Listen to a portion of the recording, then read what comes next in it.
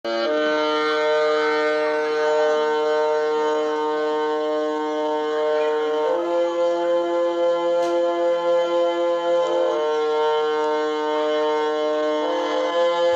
मातरम पिला माने आज आम पाठ 4 यार विषय नाम हूँ हिमालय।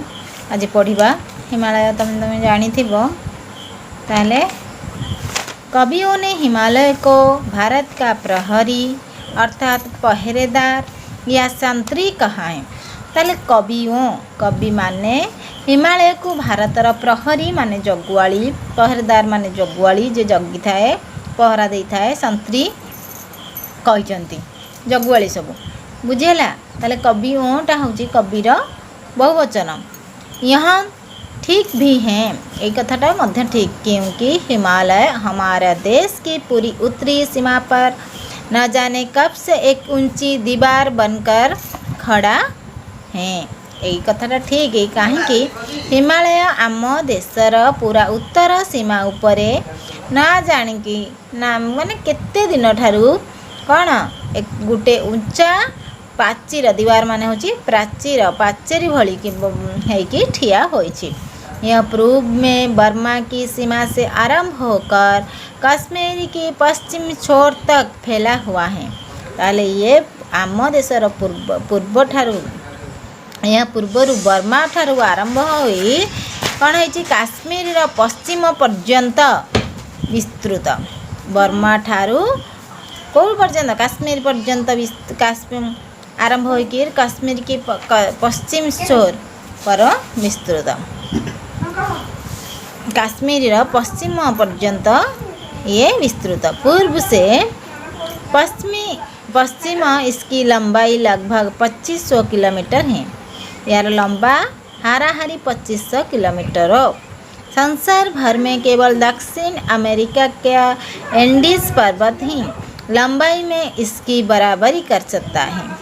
ताहले संसार जाकरे संसार भर में सारा संसार रे केवल दक्षिण अमेरिकार एंडीज पर्वत लंबारे यार बराबरी कर सारी पारिबो। एठी देख आमर हिमालय चित्र देइछि। ऊंचाई में हिमालय की बराबरी करने वाला कोई दूसरा पर्वत नहीं। ताले ऊंचा रे हिमालयर समकक्ष बराबरी माने कौन समकक्ष हैला बेला कौनसी दूसरा पर्वत माने द्वितीय पर्वत नहीं।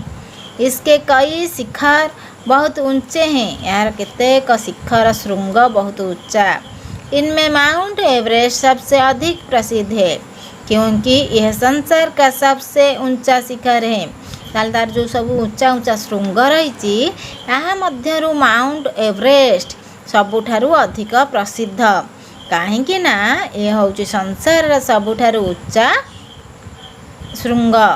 यह समुद्र तल से 8848 मीटर ऊंचा है। ताले समुद्र तल ठारू अर्थात समुद्र पतन ठारू केते ऊंचा रही ना 8848 मीटर ऊंचा रही। यह नेपाल में है। ये जो माउंट एवरेस्ट गिरी श्रृंग जोटा कि नेपाल रे ही अवस्थित। वहाँ के लोग इसे सबरमाथा कहते हैं। ताले नेपाल लोक माने आमे माउंट एवरेस्ट जो कहूचे सेठिकार लोक माने सबरमाथा कहउछंती। अपनी विशाल लंबाई तथा ऊंचाई के कारण हिमालय को गिरिराज अर्थात पर्वत का राजा कहा गया है। निजर विशाल लंबा आ ऊंचा पाई कारण हेतु हिमालय को गिरिराज गिरी माने कौन पर्वत, राज माने राजा, पर्वत मानकर राजा बोली के हिमालय को कहा जाए अर्थात पर्वत का राजा कहा गया है। हिमालय के शिखर पर तथा उसकी ऊंची घाटियों में वर्ष भर बर्फ जमी रहती है। ताले हिमालय शिखर पर माने सब श्रृंग रही शिखर बहुवचन होची शिखरों।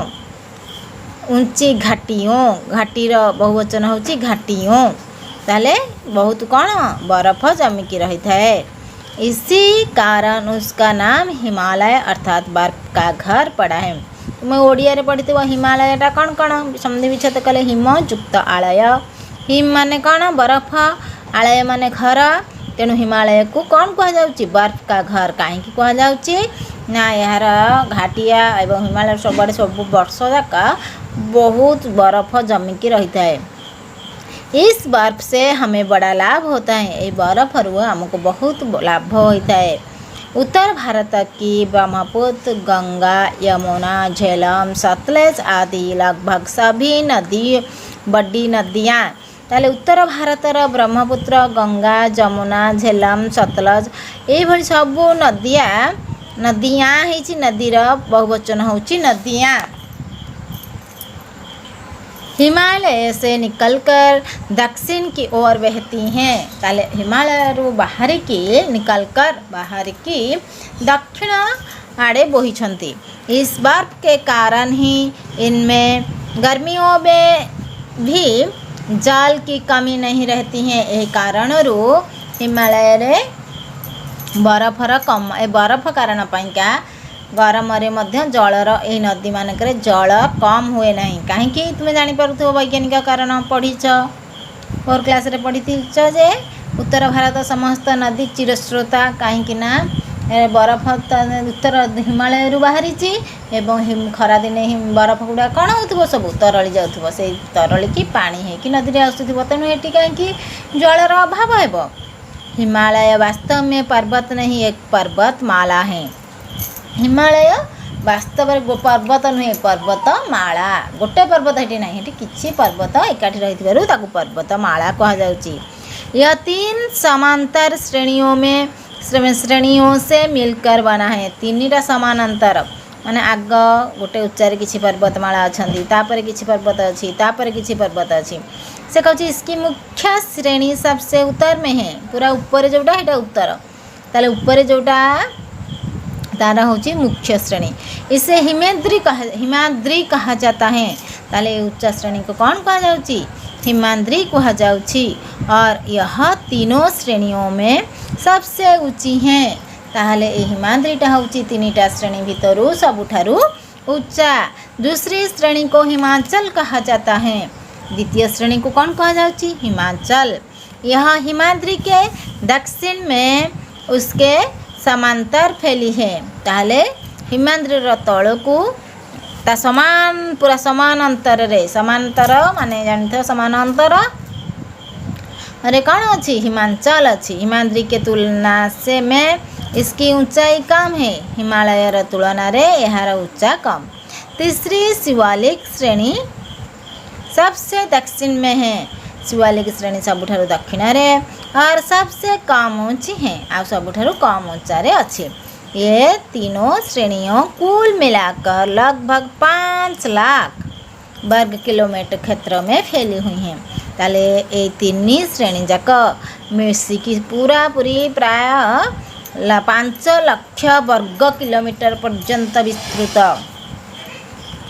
ताले हिमालय संसार का सबसे ऊंचा पर्वत है।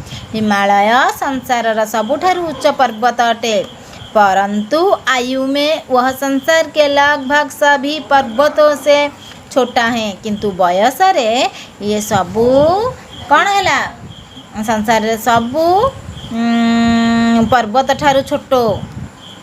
ताहले ये बयस रे किंतु आयु माने बयस रे संसार सबू पर्वत ठू सान। भारत में ही विंध्याचल उससे बहुत बड़ा अर्थात पुराना है। भारत रे ही विंध्याचल पर्वत जो ना शुणी थो विंध्याचल पर्वत ये हूँ हिमालय पर्वत बहुत बड़ माने बयस रे बड़ और पुराना।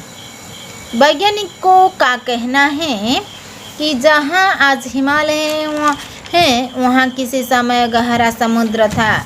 वैज्ञानिक मानकर कहवा अनुसार जो आज हिमालय अच्छी सेठारे समय थिला जो पूरा गहीरिया समुद्र थिला गभीर समुद्र थिला। लगभग 5-6 करोड़ वर्ष पूर्व उसके जल में हिमालय का निर्माण आरंभ हुआ। हाराहारी 5-6 कोटि वर्ष पूर्व यार जल रे हिमालय तैयारी हवा आरंभ होला। नदियों द्वारा लाई गई मिट्टी की एक तह ताले तह माने कौन परस्त नदी द्वारा आसी माटी ये समुद्र माने से केते नदी आसिक मिसी से नदी जो माटी आणुला तार सब परस्त वहाँ जमकर बहुत धीरे धीरे कड्डी होने लगी। सेठी जमी की बहुत धीरे धीरे कौन है टाणुआ कड्डी माने कौन टाणुआ होबाकू लगिला।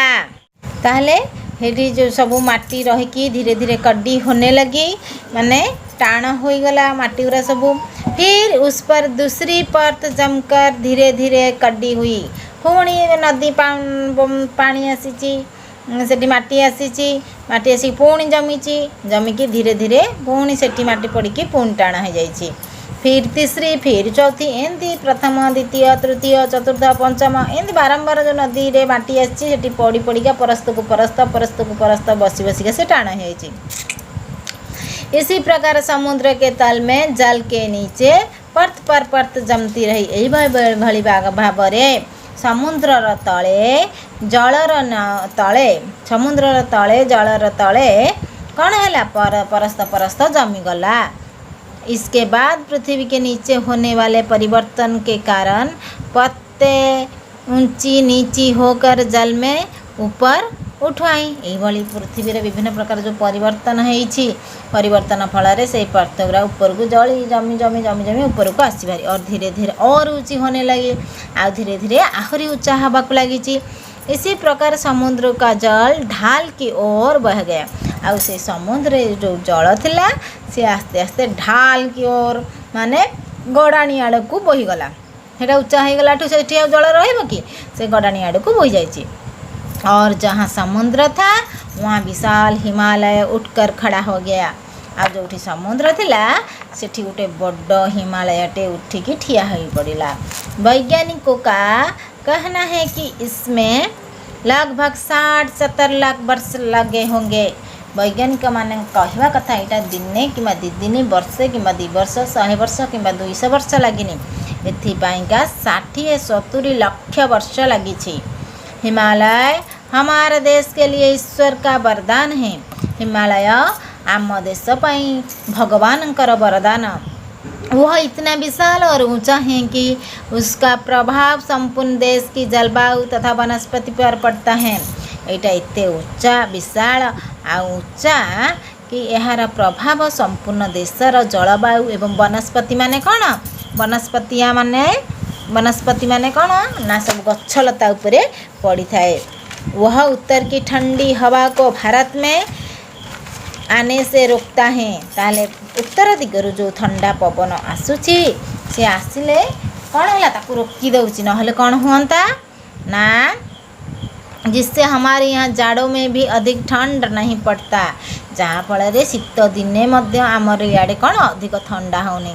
जदि सेटा न था ताले उत्तर को ठंडा पवन आसिकी आमको बहुत शीत लगता।